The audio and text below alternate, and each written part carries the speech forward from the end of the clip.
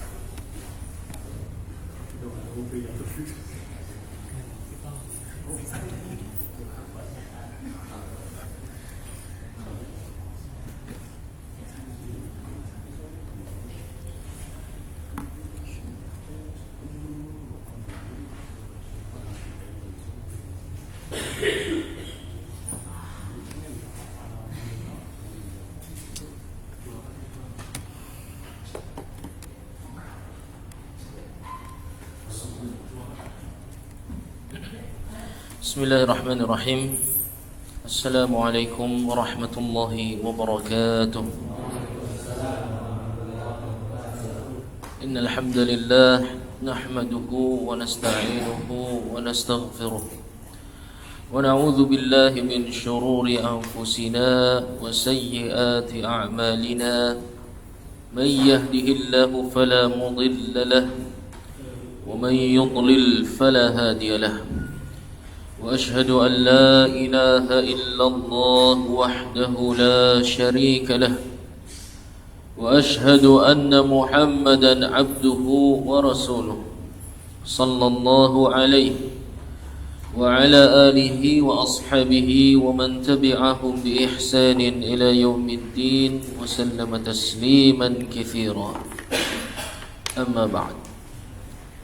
Segala puji hanya milik Allah Tabaraka wa Ta'ala yang dengan limpahan nikmat, taufik dan hidayahnya, alhamdulillah pada malam hari ini insyaallah ta'ala kita akan kembali bertemu dalam majlis ilmu, kembali memahami ayat-ayat Allah Subhanahu wa Ta'ala, hadis-hadis Nabi Muhammad sallallahu alaihi wasallam, untuk memahami apa hukum yang dikandung di dalamnya, yang mana di sana berkaitan dengan nilai ibadah kita yang kita persembahkan kepada Allah Subhanahu wa Ta'ala. Wa qala ahadun minas salaf la yu'badu Allah azza wa jalla bi afdala minal fiqh. Tidaklah Allah Subhanahu wa Ta'ala diibadahi lebih afdal daripada orang yang beribadah dengan ilmu. Orang yang beribadah dengan ilmu. Jadi betapa banyak kaum muslimin yang beribadah hanya modal semangat saja dan mengira dia sudah mendapatkan pahala yang sangat banyak. Akan tetapi ketika kita membandingkan dengan apa yang ditulis oleh para ulama salaf, ternyata banyak sekali kekurangan dalam salat-salat kita, yang mana itu bisa menyebabkan pahala salat kita pun tidak mencapai derajat yang baik. Terlebih lagi salat kita merupakan rukun Islam setelah syahadah, ya. Setelah dua kalimat syahadat, salat merupakan rukun Islam berikutnya, menunjukkan urgensinya, menunjukkan pentingnya, menunjukkan posisinya di dalam proses kita menjadi hamba Allah Subhanahu wa Ta'ala. Yang mana ketika kita memiliki kualitas yang baik dalam ibadah salat kita, maka insyaallah Allah Subhanahu wa Ta'ala akan mudahkan untuk memperbaiki ibadah-ibadah yang lain.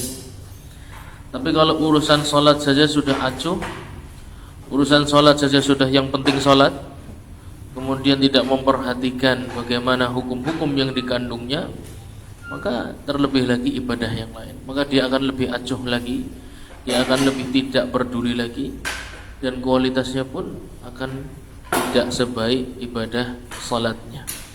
Kalau salatnya sudah buruk, maka ibadah yang lain sebaik apapun pun ikut menjadi buruk. Tapi kalau salatnya sudah baik, seburuk apapun ibadah yang lain pun menjadi baik, ya. Seperti itulah ibadah salat. Sangat penting bagi kita untuk mengerti apa-apa yang akan menyempurnakan salat-salat kita. Tentu di dalam hadis banyak sekali riwayat tentang kita sekarang sudah sampai pada lafaz tasyahhud, ya, lafaz tasyahhud. Banyak riwayat mengenai lafaz tasyahhud. Ya, adapun ulama zaman sekarang melihat itu sebagai variasi. Bahwasanya terkadang Nabi membaca doa ini, terkadang Nabi membaca doa yang ini, terkadang Nabi membaca doa yang ini. Tapi mereka tidak mampu untuk menjelaskan kepada antum mana yang paling sering dibaca oleh Nabi Muhammad SAW. mana yang dipilih oleh para sahabat, menunjukkan yang paling sering didengar oleh para sahabat. Mengapa mereka tidak mampu menjelaskan itu? Karena mereka tinggal di zaman yang sangat jauh dibandingkan zaman salaf, yaitu zaman kita. Zaman kita jauh sekali dengan zaman salaf. Maka kesulitan untuk menjelaskan. Yang bisa dilakukan hanya mungkin menjelaskan ini diriwayatkan oleh imam siapa, hadis ini diriwayatkan oleh imam siapa. Tapi mereka kesulitan. Yang mana yang diamalkan oleh para sahabat, yang mana yang diamalkan oleh para tabi'in, yang mana yang diamalkan oleh para tabi'ut tabi'in. Mengapa penting? Yaitu menunjukkan itu yang paling sering diamalkan oleh Nabi Muhammad sallallahu alaihi wasallam. Ketika beliau sallallahu alaihi wasallam lebih mengutamakan satu lafaz dibandingkan lafaz yang lain, berarti ada maksudnya. Ya, berarti ada maksudnya. Seperti kita sudah pernah jelaskan mengenai doaul istiftah. Ya ada. Lafaznya banyak, antum tahu. Banyak kitab menukil tentang lafaz doa istiftah. Tapi tidak mampu menjelaskan mana yang paling banyak diamalkan oleh para sahabat. Mana yang paling banyak diamalkan oleh Nabi Muhammad sallallahu alaihi wasallam. Jadi tidak mungkin kita bisa langsung mengambil kesimpulan dari Quran dan hadis tanpa petunjuk para ulama salaf. Jadi itu hal yang mustahil dilakukan, ya. Maka kalau ada orang mengajak antum untuk menjauhi ulama salaf, menjauhi seorang imam seperti Imam Ahmad, menjauhi seorang mujtahid seperti Syafi'i, menjauhi seorang guru seperti Imam Malik, menjauhi orang yang sangat cerdas seperti Abu Hanifah, ketahuilah itu orang-orang yang akan menjauhkan antum dari pemahaman yang benar terhadap Quran dan Sunnah Nabi Muhammad sallallahu alaihi wasallam, ya. Jadi dalam pelajari Al-Quran dan hadis, kembalikan kepada ahlinya, kembalikan kepada generasi yang terbaik, dan itulah yang namanya manhaj salaf, ya. Kemarin-kemarin ada flyer tentang pengajian, ada Ustadz A dan Ustadz B, kemudian ada komentar kolaborasi antara Ustadz Tarjihi dan Ustadz Madhabi. Wah, mantap banget, ya. Saya ketawa lihatnya. Kok ketawa? Menurut antum ada yang aneh gak dari kalimat tersebut? Kolaborasi antara Ustadz Tarjihi dan Ustadz Madhabi. Karena yang satu mengikuti banyak fatwanya Imam Syafi'i, meskipun tidak mutlak, beliau banyak sekali menggunakan fatwa Hambali. Tapi taib, oke lah, anggap saja beliau Syafi'i. Antum melihat kalimat kolaborasi Ustadz Tarjihi dan Ustadz Madhabi, yang aneh bagian mana yang pertama? Iya, kenapa aneh? Kenapa aneh? Hah? Ya nggak apa-apa, kolaborasi nggak ada masalah. Ya kan, antum kolaborasi juga boleh. Yang aneh sebelah mana?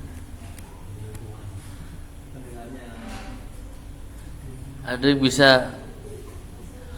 menyingkap kesalahan dari kalimat tersebut?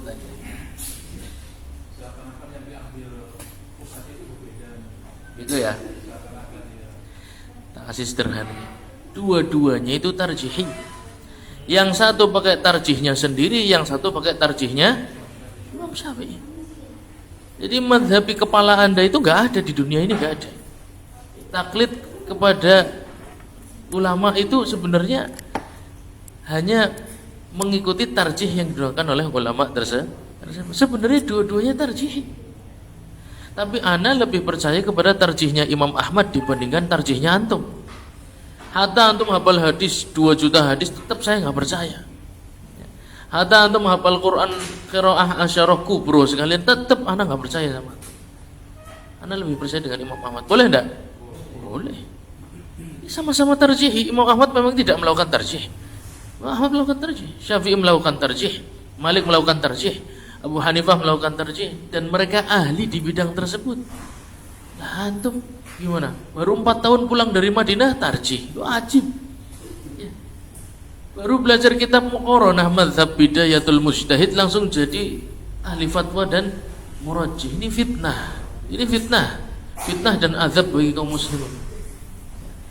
Ya karena seseorang memposisikan sebagai mufti orang yang sebenarnya tidak layak menjadi mufti. Azab buat kita, azab buat orang-orang yang belum tahu apa-apa, azab buat orang-orang yang mudah tertipu dengan label sunnah, ya, label salaf. Itu bukan istilah yang kecil, ya. Di dalam kitabnya Syiar A'laman Nubala, ya, Al-Imam Az-Zahabi tidak memberikan laqab salafi ke sembarang ulama, tidak. Jadi kalau antum tahu laqab seorang salafi itu ajib. Berarti dia menguasai fatwa-fatwa ulama salaf. Dan dia orang yang mengikuti fatwa-fatwa ulama salaf. Itu pujian terhadap sebuah prestasi, diberi laqab salafi. Nah sekarang baru hijrah langsung disebut salafi. Kelompoknya langsung menjadi salafiyun. Wajib sekali ini. Ya. Ini betul-betul berbeda dengan yang terjadi di zaman salaf. Di zaman salaf seluruh ulama ingin menjadi salafi, tapi tidak semua dari mereka dipuji dengan pujian salafi. Itu sebuah prestasi. Antum mendapatkan pujian anta salafi itu sebuah hasil dari prestasi besar.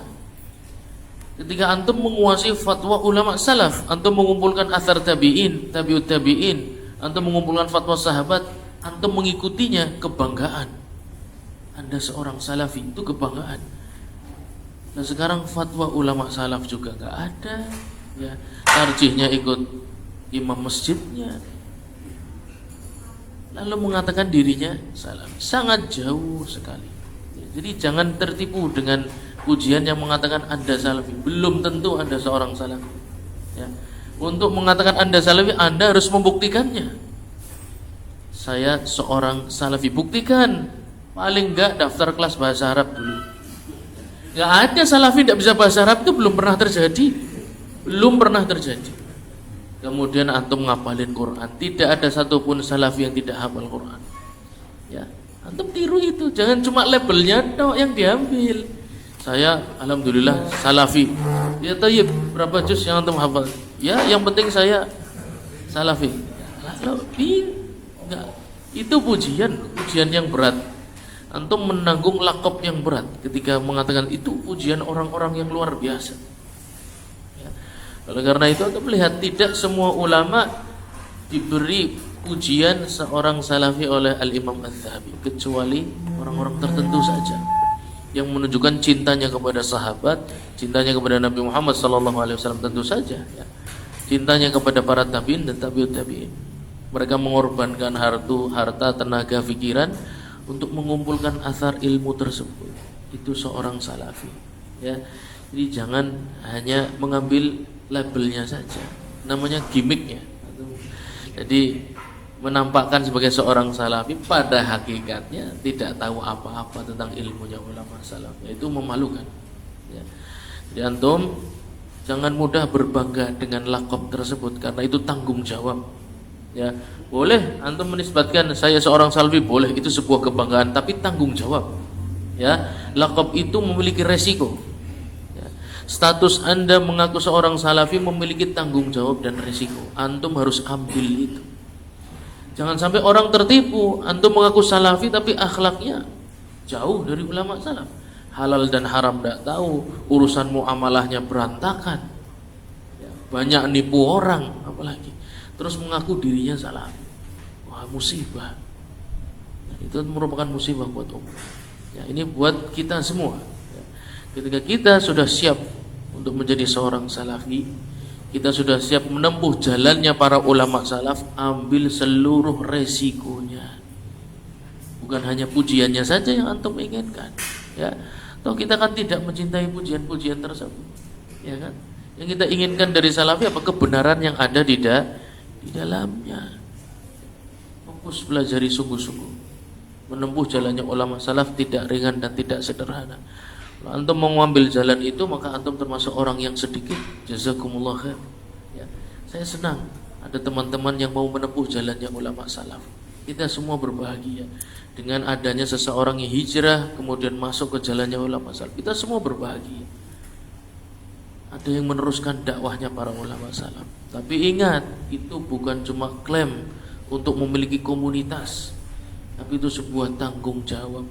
Antum harus siap untuk mempelajarinya, antum harus siap untuk mencintai mereka, antum harus siap untuk mengikuti akhlak mereka, antum harus siap mempelajari halal dan haram yang sudah dikumpulkan oleh mereka. Itu dia jalannya para ulama salaf. Baik, barakallahu fiik. Kemudian kita sampai ke lafaz tasyahhud. Wa yaqulu sirra, ya, di dalam Ar-Raudhul Murbi'. Antum temukan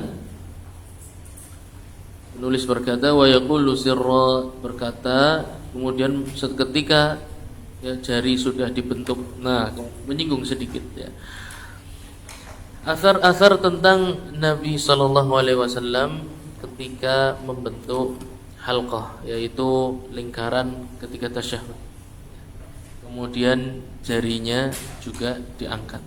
Ini ngangkatnya seberapa? Ada yang manteng banget kayak gini. Dari awal sholat sampai rampung. Ada yang tidak sama sekali dari sholat sampai rampung. Ada yang bergerak dan ada yang hanya pada kondisi-kondisi tertentu diangkat. Sederhananya seperti ini. Hadis-hadis menunjukkan Nabi sallallahu alaihi wasallam ya, la yansibuha nasba wa la yunibuha. Jadi wala yunimuha. Jadi jari ini tidak ditidurkan dan tidak juga diangkat. Ini salah satu hadis ya, menunjukkan berada di tengah-tengah seperti ini. Hadis yang lain menunjukkan Nabi mengangkat. Dan kita tidak mungkin menafikan hadis yang satu dengan hadis yang lain, itu tidak mungkin. Karena semuanya sahih dan semuanya dari Nabi sallallahu alaihi wasallam. Maka harus dikumpulkan jadi satu. Gimana caranya hadis-hadis ini berkumpul? Oleh karena itu, fatwa Imam Ahmad menunjukkan kondisi awal adalah seperti ini, ya, tidak diangkat dan tidak ditidurkan, berada di tengah-tengah. Kemudian diangkat ketika sampai kepada lafadz jalalah, sampai kepada lafadz jalalah maka diangkat isyaratan ila tauhid, ya. Ini isyarat untuk mentauhidkan Allah Subhanahu wa taala.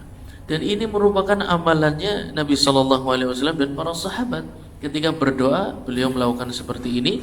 Para sahabat pun ketika berdoa melakukan seperti ini, ya. Sehingga ketika sampai di lafz jalalah, maka angkatlah jarinya, ya.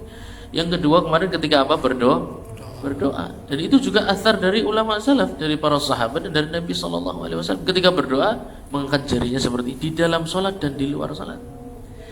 Maka di situ disimpulkan dari seluruh hadis ini bahwasannya, ya, kondisi asalnya ketika orang melakukan tasyahud seperti ini dan mengangkatnya pada dua kondisi, yaitu ketika sampai ke lafzul jalalah, at-tahiyatu lillah, ya, wassalawatu wattayyibat, assalamu alayka ayyuhan nabiyyu wa rahmatullah wa barakatuh, assalamu alayna wa ala ibadillah. Bukan ibadnya siapa, tapi ibadillah. Penting.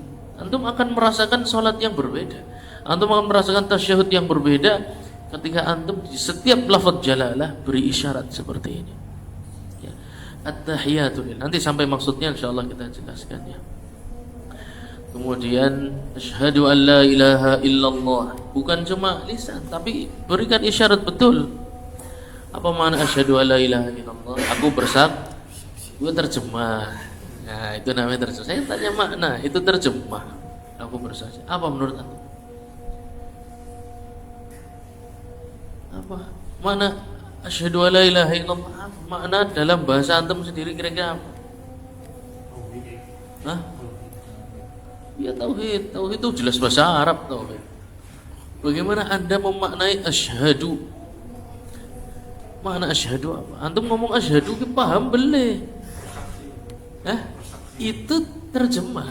Aku bersaksi ini terjemahan. Berserah diri. Ya, qarib 50% lah. Ayo. Asyhadu, kalimat asyhadu saja wis.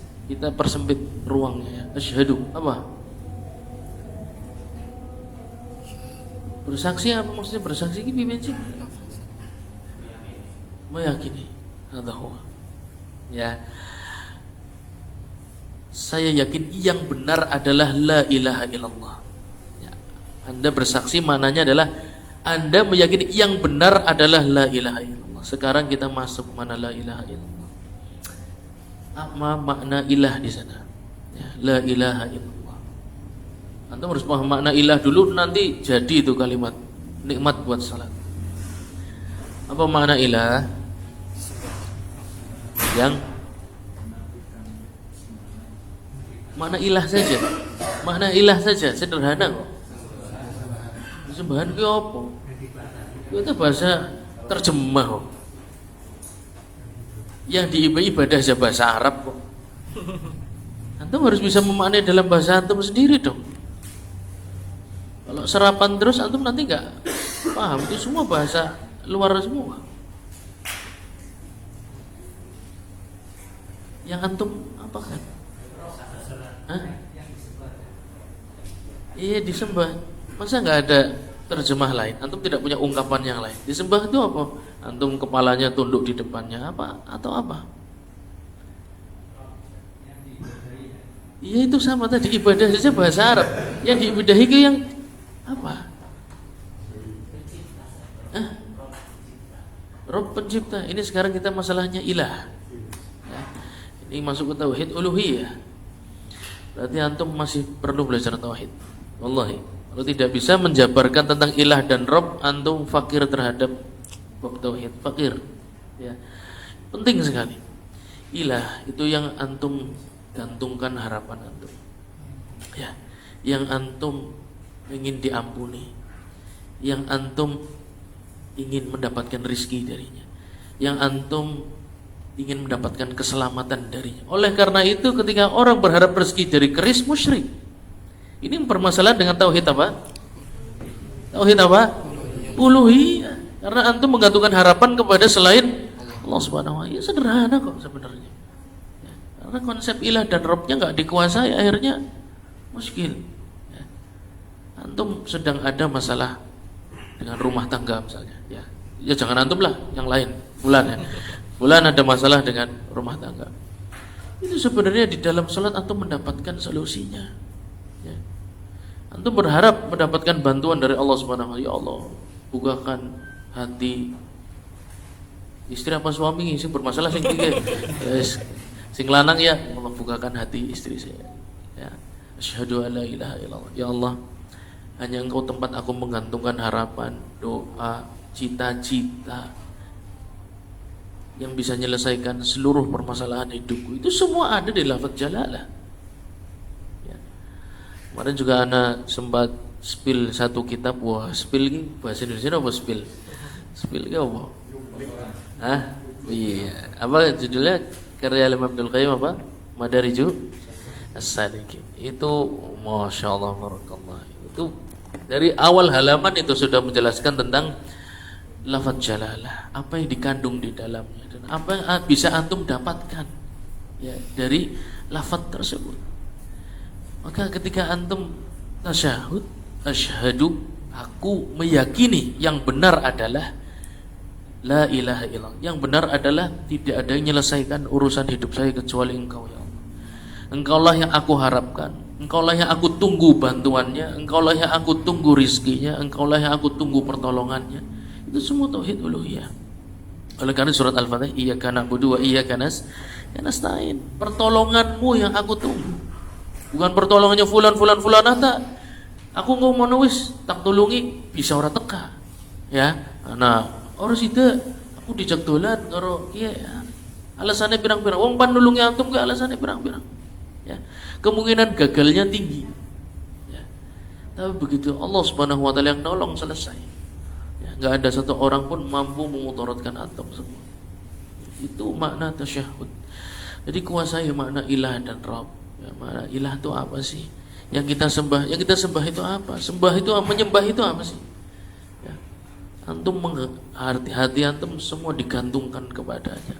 Seakan-akan antum akan hancur, antum akan mati, antum akan musnah kecuali dengan pertolongan Allah Subhanahu wa taala. Ya, itu tauhid uluhiyah. Harus banyak belajar mengenai tauhid dan tidak ada orang bisa lepas dari tauhid. Antum harus belajar terus. Dan kitab yang satu dengan kitab yang lain saling melengkapi. Jangan hanya karena wah saya sudah menamat ini juga penyakit ini. Ya, ini salah satu penyakit adalah seseorang pernah hadir di sebuah majelis menyelesaikan atau menghatamkan satu kitab, kemudian saya sudah menghatamkan kitab tauhid dengan Ustadz Fulan. Masalahnya bukan antum menghatamkan atau tidak, paham apa belum. Banyak orang berbangga-bangga seperti itu. Alhamdulillah saya sudah menyelesaikan kitab Sahih Bukhari dengan Imam Fulan, dengan Syekh Fulan. Itu bukan hal untuk dibanggakan, paham belum. Dapat faidah enggak antum? Kalau enggak dapat faidah, antum tidak duduk pada hakikatnya di sana. Ya, saya sudah menyelesaikan kitab Ad-Da'wa Dawa dengan Syekhina misalnya, dengan guru kami. Bukan antum pernah duduk, tidak. Apa yang antum ambil pelajaran dari kitab tersebut? Kalau tidak ada, percuma antum tahunan duduk, seakan-akan tidak duduk sama sekali. Ya. Maka jangan, ini penyakit-penyakit yang ada di kalangan tulabul ilmi. Cuma pengen mendapatkan persaksian. Saya pernah duduk saya pernah ikut kajiannya Ustadz Fulan. Saya pernah, bukan antum pernah ikut, nggak ikut. Apa yang antum dapat di sana? Kalau tidak dapat apa-apa, percuma antum datang. Seakan-akan tidak datang sama sekali. Ada dan tidak adanya antum sami mawon. Ini jangan mudah mengklaim bahwasanya antum ketika sudah duduk di suatu majelis, kemudian bahwasanya antum menguasai masalah tersebut. Tidak. Sampai antum mendapatkan faidah dari itu, maka antum seakan-akan duduk. Ya. Dan lebih baik lagi kalau antum misalnya tidak pernah duduk, tapi antum mungkin yang mendengarkan secara streaming bisa jadi lebih paham daripada yang hadir. Bisa jadi. Dan mereka mengambil makam seperti makam yang duduk. Karena apa? Mengambil faidah. Intinya apa yang dipetik, bukan duduk atau tidak duduk. Ya. Kan tapi tentu keutamaan orang yang hadir langsung, para malaikat mendoakan kebaikan bagi mereka. Ya, didoakan ampunan dosa-dosanya untuk mereka yang hadir langsung bukan hadir melalui streaming online. Ya. Tapi yang streaming online ketika tidak mendapatkan faidah langsung tadi, ya didoakan para malaikat, dimohonkan ampunannya, paling tidak ambil faidah yang lain, yaitu istifadah, petik pelajaran dari majelis tersebut. Ya. Jadi masing-masing mengambil keutamaannya masing-masing. Baik. Di asyhadu alla ilaha illallah, antum meyakini yang benar adalah la ilaha illallah. Itu makna sederhananya. Jangan terjebak dalam terjemah, karena terjemah itu kadang tidak menghidupkan hati sama sekali.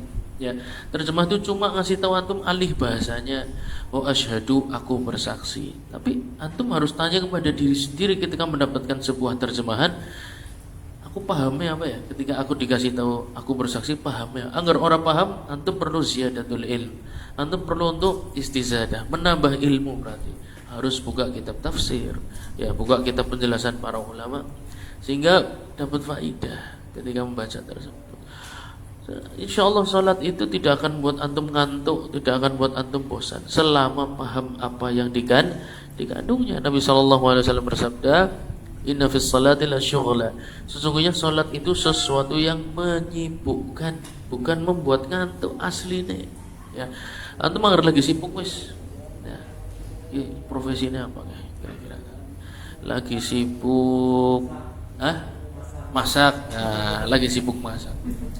Bahkan saya yakin nyekel HP ora sempet. Tapi ketika antum sholat, sempat kepikiran hal selain sholat, menunjukkan antum belum masuk di dalamnya. Meskipun secara rangkaian fikih antum sudah masuk, ya, takbiratul ihram dan lain sebagainya. Tapi hati antum masih berada di luar, belum masuk ke dalam sholat. Nah, sholat itu menyibukkan, membuat antum aslinya lupa dengan hal selainnya. Tapi kalau yang terjadi sebaliknya, maka sesungguhnya antum belum benar-benar berada di dalam salat. Lah apalagi pahalanya, tentu jauh dibandingkan orang yang benar-benar di dalam salat. Lalu bagaimana supaya kita benar-benar berada di dalam salat? Gak ada jalan lain, cuma satu. Apa? Belajar, cuma itu. Antum paham lafaz syahadah, asyhadu ya apa maknanya? La ilaha illallah ya apa maknanya sih? Wa asyhadu anna Muhammadan abduhu wa rasuluh. Apa yang dikandung di sana sih sebenarnya? Kenapa kita disuruh mengucapkan lafaz itu? Ya. Kemudian salawat nanti insyaallah. Baik. Fa yaqulu at-tahiyatu lillah was-salawatu wat-thayyibat. Assalamu alayka ayyuhan nabiyyu wa rahmatullahi wa barakatuh. Assalamu alayna wa ala ibadillahi salihin. Ashhadu an la ilaha illallah wa ashhadu anna Muhammadan abduhu wa rasuluh. Ini hadis diriwayatkan oleh sahabat Abdullah bin Mas'ud radhiyallahu anhu. Ini adalah lafaz yang dipilih oleh Imam Ahmad karena banyak faktor, ya, karena banyak faktor. Yang pertama karena kuatnya sanad. Hadis ini muttafaqun alaih ya. Lafaz ini muttafaqun alaih. Jadi secara lafaz kekuatan sanadnya sangat tinggi. Nanti disampaikan juga perkataan Al-Imam At-Tirmidzi bahwasanya ini kebanyakan lafaz yang digunakan oleh sahabat, tabi'in dan tabi'ut tabi'in. Ya. Itu penjelasan Al-Imam At-Tirmidzi. Qala Tirmidzi huwa asahhu haditsin fit tasyahhud. Ya. Allamani Nabi sallallahu alaihi wasallam at-tasyahhud kaffi baina kaffaihi kama yu'allimuni as-surah minal Qur'an. Dahulu Nabi sallallahu alaihi wasallam, kata sahabat Abdullah bin Mas'ud, mengajarkanku lafaz tasyahhud. Kaffi baina kaffaihi, betul-betul dekat antara kedua tanganku dan kedua tangannya Nabi sallallahu alaihi wasallam, betul-betul diajarkan di depannya. Kama yu'allimani as-surah minal Qur'an, sebagaimana ketika beliau mengajarkan surat dari Al-Qur'an kepadaku, duduknya dekat. Kondisinya betul-betul seorang mu'alim dan muta'alim. Ya, dalam kondisi makamnya makam ta'lim, ya, khusus, makam khusus. Qala Tirmidzi huwa asahhu haditsin fit tasyahhud. Lafaz tasyahud banyak, tapi kita perlu tahu mana yang sanadnya paling sahih. Bukan berarti yang lain dhaif, bukan. Tapi cuma untuk mengetahui yang mana sih yang paling kuat. Ya. Wal amalu alaihi 'inda aktsari ahli ilmi minas sahabati wat tabi'in. Dan amal dengan lafaz tersebut ini adalah yang paling banyak diamalkan oleh kebanyakan ahlul ilmi dari para sahabat. Sahabat ini kan banyak, ya kan? Tapi yang tergolong ahlul ilmi tidak semuanya. Lafaz ini yang paling banyak diamalkan oleh ahlul ilmi minas sahabah, ya, fuqahanya para sahabat, ahlul ilminya para sahabat memilih lafaz tasyahud yang ini, dan tabi'in, ya, dan tabi'in. Wa rawahu aidan Ibnu Umar wa Jabir wa Abu Hurairah wa Aisyah rajjahan bi annahu ikhtassa bi annahu sallallahu alaihi wasallam amarahu bi an yu'allimahu an-nas, rawahu Ahmad. Di riwayatnya Imam Ahmad, Nabi sallallahu alaihi wasallam memerintahkan sahabat Abdullah bin Mas'ud untuk mengajarkan lafaz ini, khusus lafaz ini kepada seluruh manusia. Ya. Jadi lafaz yang lain boleh, tapi lafaz ini banyak kekhususannya. Ya. Bahwasanya salah satunya disebutkan lafaz ini Nabi sendiri yang memerintahkan sallallahu alaihi wasallam kepada sahabat Abdullah bin Mas'ud radhiyallahu anhu untuk mengajarkan kepada sahabat yang lain dan kepada umat manusia secara umum. Wa bi ayyi tasyahhudin tashahhada mimma sahha 'anil nabiy sallallahu alaihi wasallam jaz, dan boleh menggunakan lafaz tasyahud yang lain selama sanadnya bisa dipertanggungjawabkan. Kata tasyahudi Ibni Abbas, sebagaimana tasyahudnya Ibnu Abbas, kita sudah singgung di pertemuan yang lalu, yang banyak diajarkan di sekolah-sekolah di mana? Di Indonesia, ya kan? Di buku-buku PAI biasanya antum diajarkan at-tahiyatul mubarakatus shalawatut thayyibat, ya, lillah. Jadi ini lafaz sahih, rawahu Muslim, ya. Di sini riwayat oleh Imam Muslim, sanadnya sahih, lafaznya sahih. Dan ini lafaznya sahabat Abdullah bin Abbas. Ya, tidak heran karena Imam Syafi'i banyak mendapatkan ilmu dari para tabi'in yang berada di kota Mekah. Ya.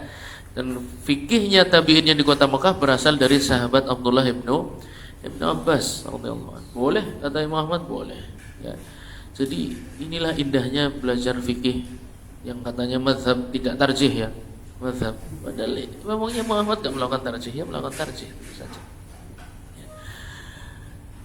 Jadi kita dikasih tahu caranya mentoleransi, tapi tidak juga toleransi yang mutlak. Ya, sing dibaik oleh tidak juga. Ada yang lebih utama. Ya, boleh semuanya, tapi ada yang paling utama. Wa kata tasyahhudi Umar. Nah, ini riwayat yang dipilih oleh Imam Malik, ya. At-tahiyatu lillah, az-zakiyatu lillah, at-tayyibatu salawatu lillah, salamun alaika ila akhir. Ya. Ini lafaz yang diriwayatkan oleh Imam Malik dalam Muwatta'nya dan juga diriwayatkan oleh Imam Syafi'i dalam risalahnya dan juga Abdul Razak dalam musannafnya. At-tahiyatu lillah, az-zakiyatu lillah, at-thayyibat was-salawatu salawatu lillah, salamun alaihi. Dari sahabat Umar ibn Al-Khattab. Maka kalau diperhatikan ulama-ulama besar semua ya, lafaz-lafaz ini diriwayatkan oleh fuqahanya sahabat Abdullah bin Mas'ud, fuqaha minas sahabah. Abdullah bin Abbas, fuqaha minas sahabah ya. Kemudian sahabat Umar bin fuqaha sahabah ya. Semuanya sahih, tapi di antara itu ada yang paling kuat ya, ada yang paling kuat dan paling banyak diamalkan oleh sahabat dan tabi'in. Perkataan siapa? Al-Imam At-Tirmidzi ya. Jadi jangan ngomong perkataan saya ini enggak punya apa-apa ya. Jadi antum kalau dengar perkataan qala Ishaq itu antum jangan ikutin ya. Kecuali sesuai dengan Quran dan Sunnah. Tapi qala Tirmidzi antum boleh ikuti. Qala Ahmad ikuti ya. Qala Ibnu Mas'ud ikuti. Kalau Ishaq jangan. Kecuali antum yakin itu sesuai dengan Quran dan Sunnah. At-tahiyatu jam'u tahiyyah wa hiya al-'azamah. Ya. Apa makna tahiyat? Apa maknanya tahiyat apa? At-tahiyatu lillah. Antum tasyahud wis pirang tahun? Pipin, makna tahiyat apa? Hah? Ada di buku, tinggal dibaca. Tuh, gimana? Ini jawabannya ada di buku antum. Al-alfaz allati tadullu 'ala as-salam wal mulki wal baqa wal 'azamah lillahi ta'ala. Wah, subhanallah. Kita mulai dari lafaz al-'azamah. Al-'azamah itu artinya apa? Keagungan. Ya. Jadi antum ketika tasyahud antum merasa mungkin punya banyak dizulimi orang, misal ya. Jangan antum lah, fulan, enggak jadi antum. Ya. Fulan merasa dikecilkan, dikucilkan, diasingkan, ya. Merasa dizalimi bahkan oleh keluarganya sendiri. Salat itu senjata, ya. At-tahiyatu lillah. Keagungan itu milik Allah Subhanahu wa taala. Ya. Jadi seagung-agungnya seorang pemimpin kalau menzalimi antum tidak perlu takut. Ya. Sehebat-hebatnya seorang di dalam lingkungan antum menzalimi antum tidak perlu takut. Kemarin saya lihat video itu ada orang diusir dari desa ya, karena bergesekan dengan ormas, salah satu ormas. Videonya itu ada. Sampai diusir dari desa. Maka sebenarnya dia tidak perlu mencari perlindungan dari manapun. Ya, di dalam salat sudah ada semua. At-tahiyatu lillah, ya. Segala keagungan, kebesaran, kekuatan itu hanya milik Allah Subhanahu wa taala, ya. Kemudian makna yang berikutnya al-mulk. At-tahiyat itu memiliki makna al-'azamah. Juga memiliki makna al-mulk. Al-mulk itu apa? Kerajaan. Ya. Jadi mau di lingkungan antum ada raja-raja yang zalim, ya. Mau ada penguasa-penguasa yang zalim, tidak perlu takut. At-tahiyatu lillah, sesungguhnya kerajaan ini milik Allah Subhanahu wa taala. Ya. Antum daftar kerja, ikut seleksi, kudune lolos karena ada orang dalam misalnya, titipan antum tidak jadi lolos. Tidak perlu khawatir, kerajaan ini pada hakikatnya milik Allah Subhanahu wa taala. Kalau Anda berbuat curang, maka Anda berbuat curang dalam kerajaannya. Allah yang akan melindungi saya. Ya, itu makna al-mulk. Wal baqa. Ya, baqa itu keabadian. Ya. Semua orang yang menzalimi antum itu tidak abadi. Antum tidak perlu takut. Pasti mereka istilahnya wong Tegal, mati dewek. Ya. Aja khawatir. At-tahiyatu lillah, al-baqa'u lillah. At-tahiyatu lillah, keabadian hanya milik Allah Subhanahu wa taala. Kuasa yang abadi itu hanya ada di tangan Allah Subhanahu wa taala. Kekuatan yang abadi hanya di tangan Allah Subhanahu wa taala. Rezeki yang abadi hanya ada di tangan Allah Subhanahu wa taala. Ya. Jadi antum tidak perlu khawatir. Aduh ki bose nyong wis tua, kok dalat maning mati nyong kerja karo sapa? Usah khawatir. Ya. Rezeki itu abadi di tangan Allah Subhanahu wa taala. Kalau di tangan manusia itu enggak ada yang abadi. Nah, antum tidak perlu terlalu bahagia. punya bos yang baik sama antum, rezekinya antum lancar, ceprati terus ya. Pokoknya bagus, ada uang makan, ada uang lembur, ada terus. Antum jangan berbangga diri karena kapanpun itu bisa diselesaikan oleh Allah Subhanahu wa taala. Jadi untuk mengambil berkah dari sebuah rezeki, antum harus ingat di dalam salat keabadian hanya milik Allah Subhanahu wa taala. Keabadian hayat, keabadian ilmu, keabadian rezeki. Kalau antum pengen rezekinya semakin panjang, semakin banyak, minta kepada Allah Subhanahu wa taala. Antum ingin kehidupan yang berkah, kehidupan yang panjang penuh dengan ketaatan, minta kepada Zat yang Maha Abadi. Ya. Insyaallah akan berikan antum selama-lamanya, sepanjang-panjangnya. Ya. Jangan berharap kepada manusia. Ya, maka lafaz tasyahud ini luar biasa, mengajarkan kita supaya tidak terikat hati dengan manusia. Antum tidak usah berbangga punya istri yang cinta sama antum. Ya. Belum tentu sampai akhir, tapi cinta Allah Subhanahu wa taala kepada hambanya pasti sampai akhir. Ya. Maka lafaz salat, lafaz tasyahud khususnya itu akan mencabut ketergantungan kita kepada manusia atau seorang wanita. Ya. Orang asalnya dua bojo sing eman-eman belum tentu selama-lamanya. Tapi kalau Allah sudah eman kepada ibu, kepada mbak-mbak ini, insya Allah itu selama-lamanya. Ya. Maka lafaz tasyahud itu mencabut ketergantungan hati kita dan ta'alluq, ya, keterikatan hati kita dengan manusia. Al-baqa'u lillah, yang abadi itu hanya dari Allah Subhanahu wa taala. Pengen supaya suaminya terus mencintainya, minta kepada Allah Subhanahu wa taala. Yang laki-laki pun sama. Ingin punya istri yang selalu khidmah kepadanya, cinta kepadanya, mintalah kepada Allah Subhanahu wa taala. Karena pada asalnya manusia itu fan, kullu man 'alaiha fan. Semua yang ada di muka bumi ini makhluk-makhluk yang fana, pasti akan berlalu. Wa yabqa, ya, baqa. Ya, dari kata baqa, wa yabqa, dan abadi. Adapun Allah Subhanahu wa taala kekuasaannya abadi, cintanya abadi. Kalau antum sudah dapatkan ya sudah. Masya Allah, tabarakallah. Ya, itu berarti antum mendapatkan sebuah kasih sayang yang insya Allah waktunya panjang. Dan kalau sampai berlanjut insya Allah ta'ala sampai surga nanti, maka kasih sayangnya selama-lamanya, ya, nikmatnya selama-lamanya, rizkinya selama-lamanya. Maka lafaz tahiyat, lafaz tasyahud ini lafaz yang membuat hati kita dari bergantung kepada makhluk jadi bergantung kepada Allah Subhanahu wa ta'ala. Wal baqa al mulk wassalam, ya, keselamatan. Ya, misalnya fulan, jangan antumlah fulan, ya, fulan lagi sakit, ya, kemudian sakit sudah lama, ingin sembuh gimana? Sebenarnya di lafaz tasyahud sudah ada semua. Ya.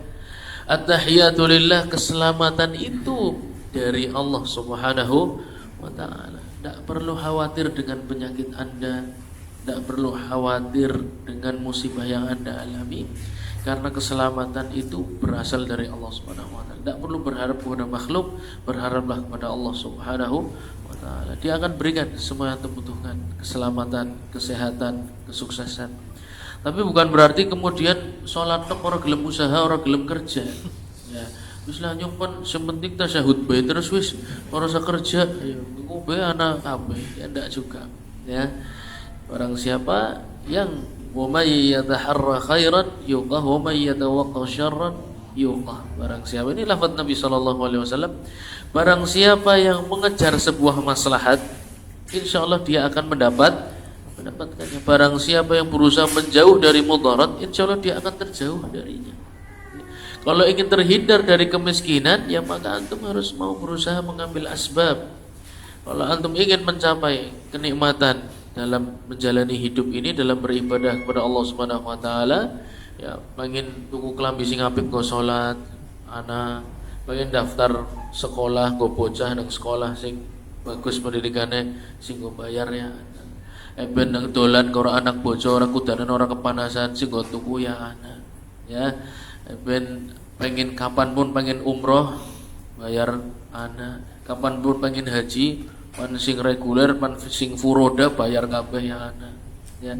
Supaya mendapatkan kenikmatan dalam proses beribadah kepada Allah Subhanahu wa taala, antum harus mengambil asbab, ya, wajib mengambil asbab. Tidak boleh hanya bergantung kepada qadar, hanya bergantung kepada takdir, tapi dia harus mengusahakan asbab. Pembahasan tentang itu kita cari waktunya khusus insyaallah taala.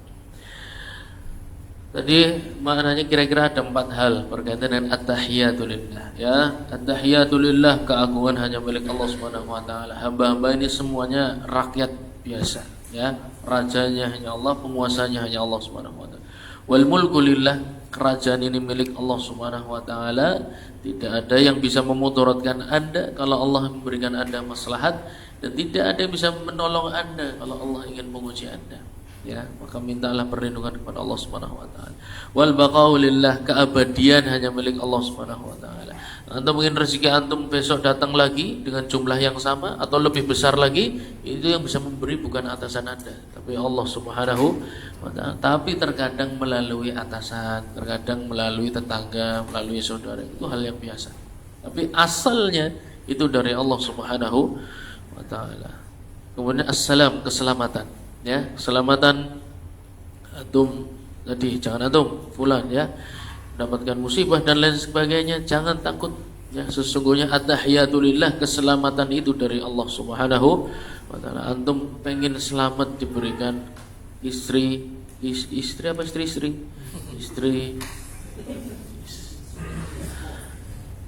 yang bisa bersama-sama meraih ridhonya Allah Subhanahu wa taala. Mintanya langsung kepada Allah Subhanahu wa taala. Antum mau ngomong berbusa-busa kepada istri antum, berdakwah kayak apapun, atau dibalik, seorang istri berdakwah kepada suami pun ngomong ngetuprus kayak apa, kalau Allah tidak memberikan keselamatan, ora dadi. Ya, ambil intinya dulu, ya. Intinya dulu ketika sholat yang benar, ya. Lafaz tasyahud pahami sebaik-baiknya. Dalam hati beramal, lisannya mengucap, hatinya beramal, ya. Hatinya menunjukkan sikap. Antum mau minta apa dari Allah Subhanahu wa taala? Minta yang sesuai dengan lafaz tersebut, kemudian diiringi dengan asbab, ya. Antum berdakwah, doa sudah, tawakal sudah, ibadah maksimal, thalabul ilmi ora tau mandeg, ya. Terus iringi dengan asbab, asbabnya antum berdakwah. Nah, ini terkumpul semuanya. Doanya terkumpul, sebabnya terkumpul, nanti insya Allah akan muncul hasil yang Allah Subhanahu wa taala pilihkan terbaik untuk antum. Seperti itu, ya. Wassalawat, apa makna salawat? Al ibadat kulliha, itu ada salawat, ada salawat khams maksudnya. Ada rahmah, al ma'bud biha, wal ibadat kulliha, awil adhiyah. Nah, mungkin secara umum dikumpulkan al ibadat kulliha, ya. Jadi seluruh ibadat, at-tahiyatulillah wassalawat, itu seluruh ibadah. Jadi seluruh ibadah, antum ketika melakukan ibadah, hatinya diniatkan semuanya lillahi ta'ala, ya.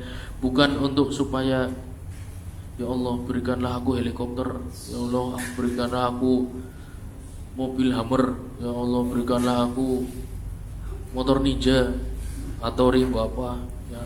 Ya Allah, aku pengen nginep di Dubai, ya Allah, apa Burj Khalifah, ya. Saya pengen tinggal di kamar paling atas di Burj Khalifah, ya.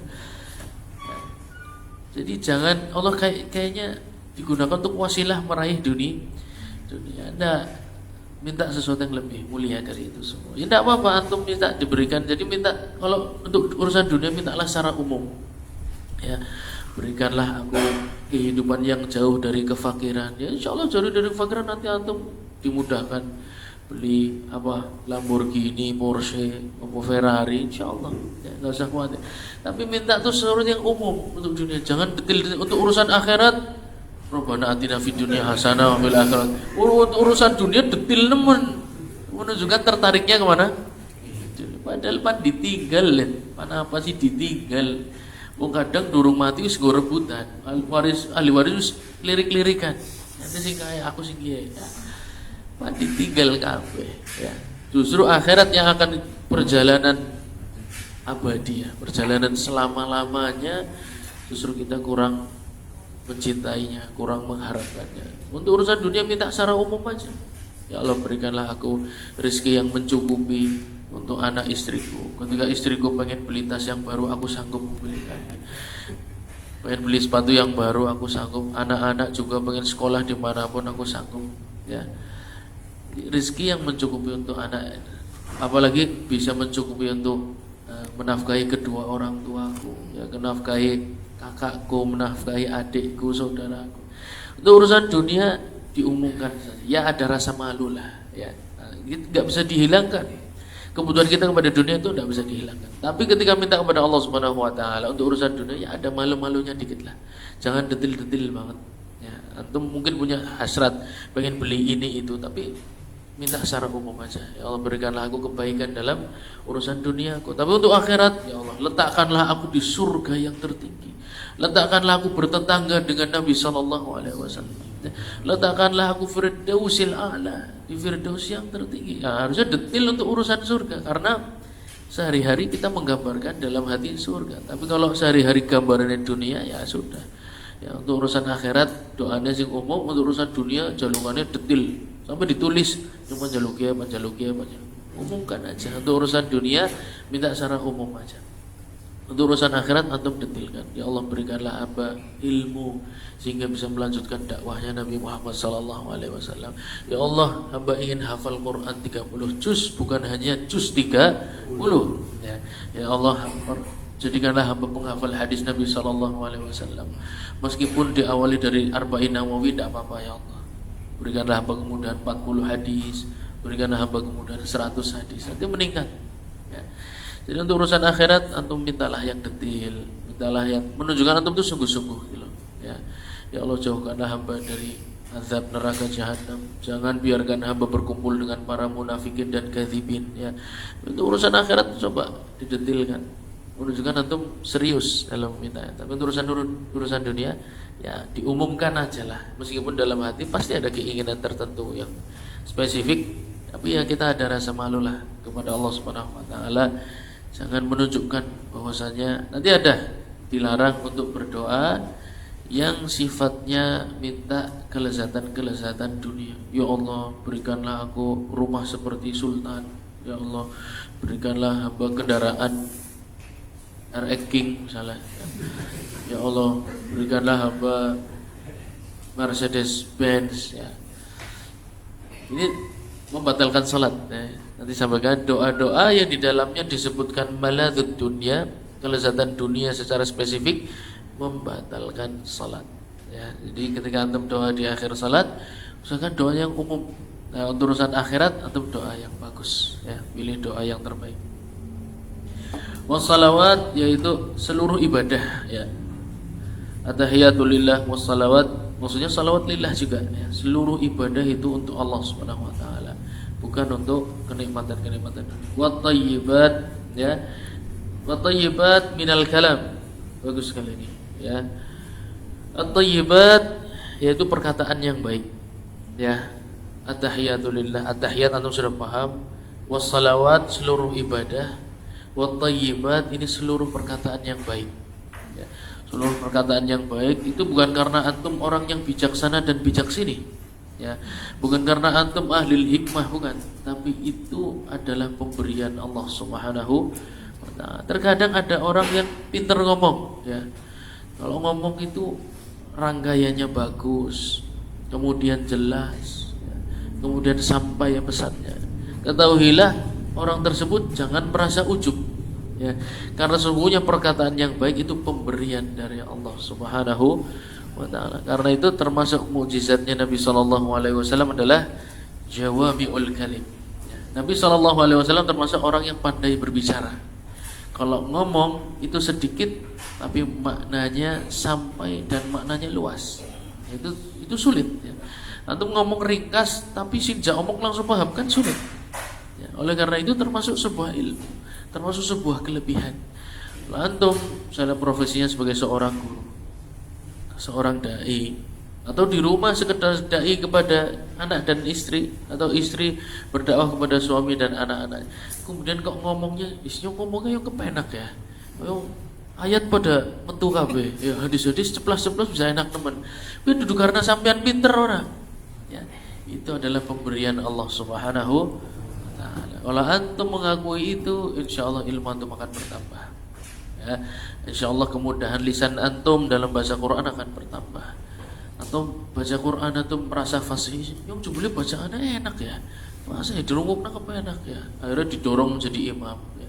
Antum tidak perlu takjub. Bukan Anda yang hebat sama sekali. Keindahan suara yang muncul, irama yang nyaman didengarkan, itu murni pemberian Allah Subhanahu wa taala. At-tahiyatulillah wassalawat, seluruh ibadah, wa thayyibat, seluruh perkataan yang baik. Itu pemberian dari Allah Subhanahu wa taala. Minta ya, minta kemudahan untuk mengucapkan hal-hal yang baik. Kalau ngomong itu orang senang, kalau ngomong itu orang paham, kalau ngomong itu bisa memberikan manfaat dan faidah kepada orang lain. Minta kepada Allah Subhanahu wa taala. Dan yang merasa mungkin kalau ngomong aku bisa denger ngomong belepotan, aku nggak ngomong kayak angel ya. Ngomong ke kiye metune apa? Ngomong kayak metune kiye. Minta kepada Allah Subhanahu wa taala ya.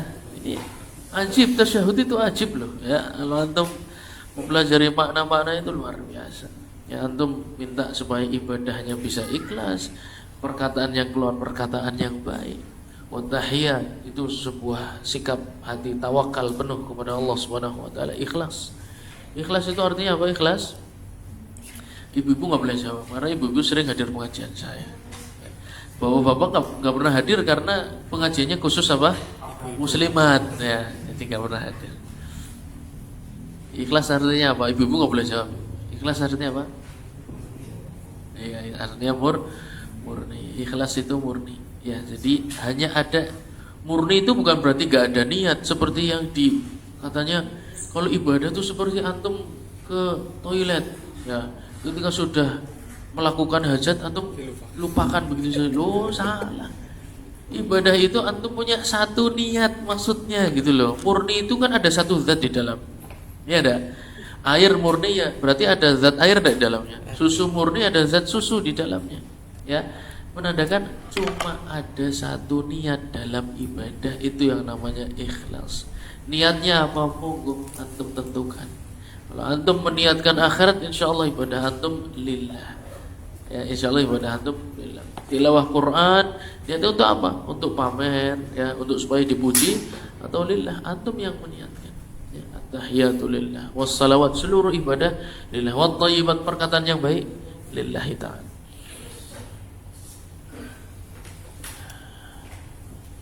Tambah dikit. Assalamu alayka ayyuhan nabi.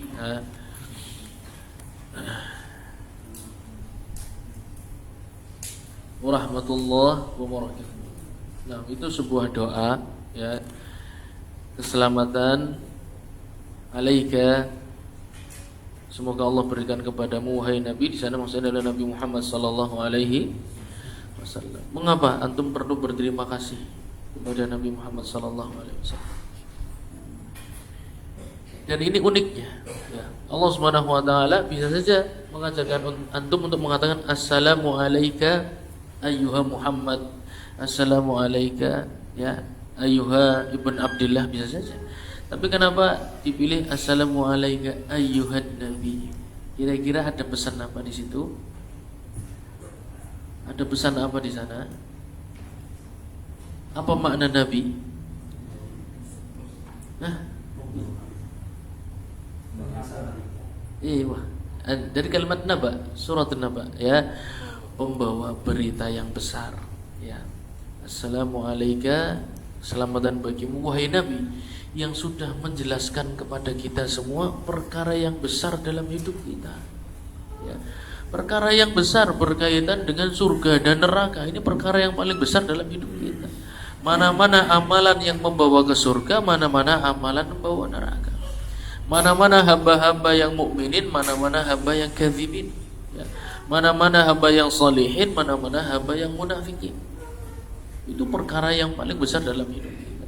Jadi dalam melangkah menjalani usia 60-70 tahun, ini langkah kita terarah betul menuju kemana ya. Terima kasih antum sudah diarahkan seperti itu ya. Dan ini subhanallah sebuah pelajaran bagi kita semua. Sesungguhnya tidak cukup ya antum mengajarkan kepada anak istri cuma mengandalkan lisan saja itu tidak cukup. Buktinya adalah diutusnya seorang nabi.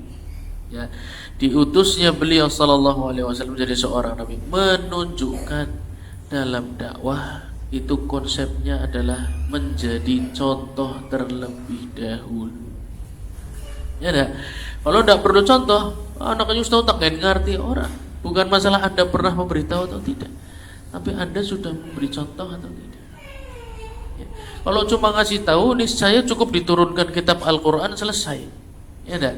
Tapi Al-Qurannya diturunkan, nabinya pun diputus supaya menjadi contoh, menjadi ibrah, menjadi pelajaran. Nah, antum kalau ingin meneruskan Nabi Sallallahu Alaihi Wasallam, jadilah contoh, jadilah ibrah. Meskipun namanya antum bukan ibrah, ya, tapi jadilah contoh, jadilah pelajaran bagi istri, jadilah pelajaran bagi anak, bagi tetangga, bagi keluarga, bagi ayah ibu. Ya, mungkin ayah ibu tidak sempat merasakan ilmu sebagaimana yang antum dapatkan. Jadilah contoh, menerapkan ilmu tersebut dalam kehidupan sebagai seorang anak, sebagai seorang bapak, sebagai seorang suami, sebagai seorang tetangga.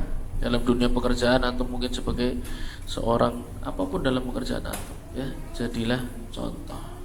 Itu merupakan pelajaran dalam lafaz tasyahud.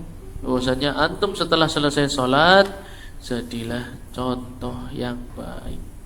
Sebagaimana antum berterima kasih Nabi Sallallahu Alaihi Wasallam telah menjadi contoh yang baik. Ya. Assalamualaikum ayuhan Nabi wa rahmatullahi wa barakatuh. Assalamu alayna wa ala ibadillahi as-salihin. Assalamu alayna, semoga keselamatan bagi kita semua. Kita semua yang dimaksud di sana yang mana? Yang hadir sholat, apa yang tidak hadir juga? Yang sholatnya di masjid tok, apa yang sholat di rumah juga termasuk dalam assalamu alayna?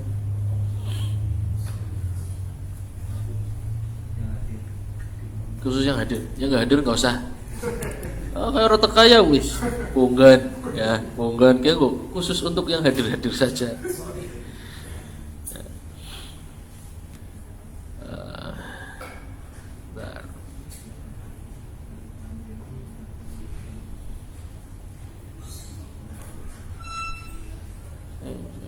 Sebentar, mana hilang? Baik, ala kulli hal. Meniatkan pada assalamu alayna, ya, antum jangan pelit berbuat baik, ya. Assalamu alayna, jangan ketidaksukaan antum terhadap fulan yang jarang sholat ke masjid menyebabkan antum tidak mendoakannya. Siapa sangka karena niat antum dalam mengucapkan assalamu alayna diniatkan untuk yang hadir dan yang tidak hadir, siapa tahu dengan doa tersebut mustajab besok hadir ke dalam masjid. Karena itu mendoakan keselamatan. Kalau Allah sudah memberikan ijabah, maka supaya selamat hamba itu digerakkan hatinya untuk sholat di masjid. Ya, maka niatkan untuk yang hadir, niatkan untuk yang tidak hadir, niatkan untuk seluruh kaum mukminin yang tidak berbuat syirik kepada Allah Subhanahu wa taala. Ya, la yusyriku billah. Nanti di beberapa penjelasan masalah ini para ulama menjelaskan niatkan untuk orang-orang selain musyrikin, selain munafikin, selain kafirin. Ya, selama mereka masih golongan bukan munafik, bukan musyrik, bukan kafir, maka dia berhak untuk mendapatkan doa antum assalamu alayna wa ala ibadillahi as-salihin. Juga pada kalimat assalamu alayna menunjukkan dianjurkan juga untuk sholat di masjid yang di dalamnya banyak orang salehnya, ya, yang di dalamnya ada seorang ulamanya, yang di dalamnya ada seorang fuqaha di sana, ya, yang di dalamnya ada waliullah di sana, ada seorang yang cinta kepada Allah Subhanahu wa taala. Harapannya apa? Doanya mustajab ketika dia bertasyahud mengucapkan assalamu alayna wa ala ibadillahi shalihin. Harapannya antum masuk di dalam ijabahnya doa fulan tersebut. Ya. Maka disunahkan untuk mendekat salat bersama para orang-orang yang saleh, dengan orang-orang yang doanya didengar Allah Subhanahu wa taala, orang-orang yang makan makanan yang halal, ya, orang-orang yang tidak berbuat kefasikan. Dan hindari juga untuk sholat yang di dalamnya banyak orang fasiknya, ya, banyak orang fasiknya. Karena apa? Ya, doanya mungkin terhalang dengan kemaksiatannya. Tapi seringlah sholat bersama orang-orang yang baik, orang-orang yang baik, yang makanannya halal, kemudian ilmunya juga mumpuni, sehingga doanya mereka lebih didengar oleh Allah Subhanahu wa taala. Seringlah sholat dan mendekat kepada para sholihin, ya, para muttaqin wa ala ibadillahi as-salihin. Baik, tadi menyinggung lafaz assalamualaikum ayuhan nabi wa rahmatullahi wa barakatuh. Apa makna barokah apa? Makna barokah ki apa? Ipin itu aduh. Hah? Ziyadatul khair. Jamil ya. Ziyadatul khair, ya. Jadi berkah itu ziyadatul khair. Nah, apa yang ingin kita sampaikan? Yang ingin kita sampaikan adalah sebuah hadis Nabi sallallahu alaihi wasallam, ya. Bahwasannya beliau sallallahu alaihi wasallam telah menyampaikan, ya. Innama ad-dunya halwatun khadirah. Dunia itu manis dan indah, ya. Dirasakan kepenak, didelengnya kepenak. Ya, itulah dunia, ya.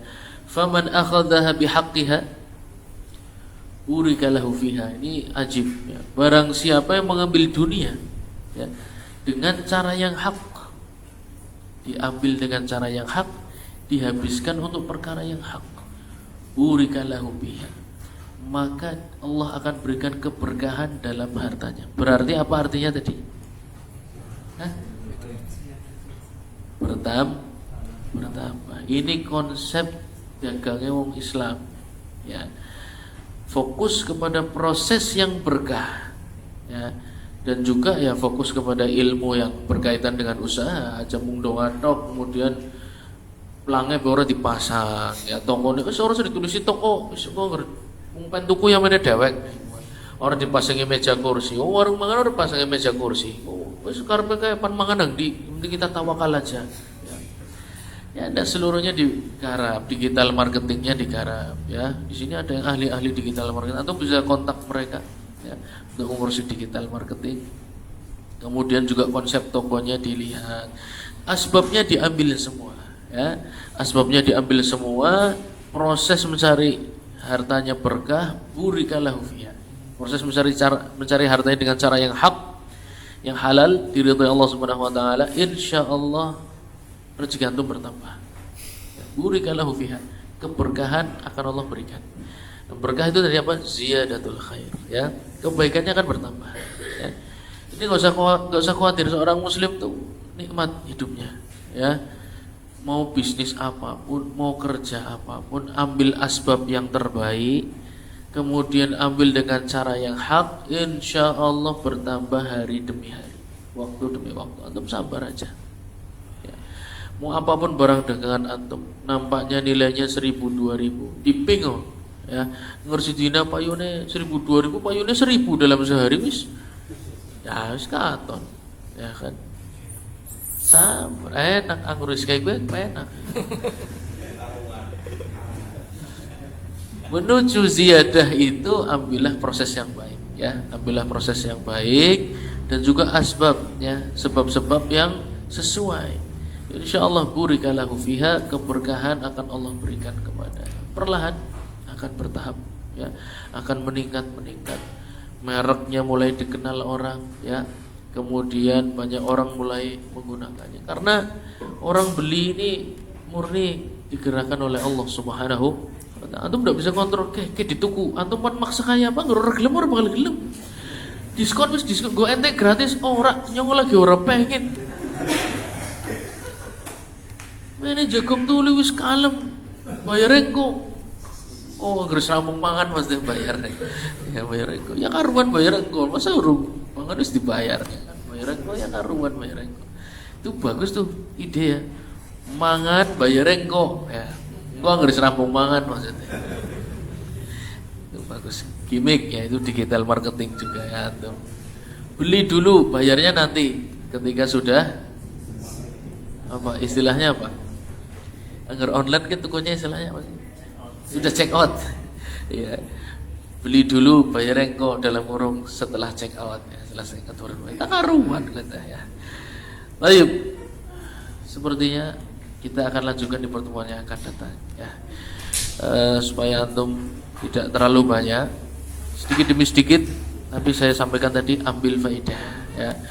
Petik pelajaran kemudian amalkan. Buat apa ilmu banyak-banyak ya, antum nanti kita Produl Murbik saya sudah mengatamkan di Ibrahim Center jebule takoni ramu ya, percuma seakan-akan tidak ada. Lebih baik sedikit demi sedikit, tapi antum bisa mengambil pelajaran darinya kemudian diamalkan dalam proses ibadah. Baik, yang sedikit ini semoga bermanfaat untuk kita semua. Subhanakallahumma wa bihamdika asyhadu an la ilaha illa anta astaghfiruka wa atubu ilaik. Wassalamualaikum warahmatullahi wabarakatuh.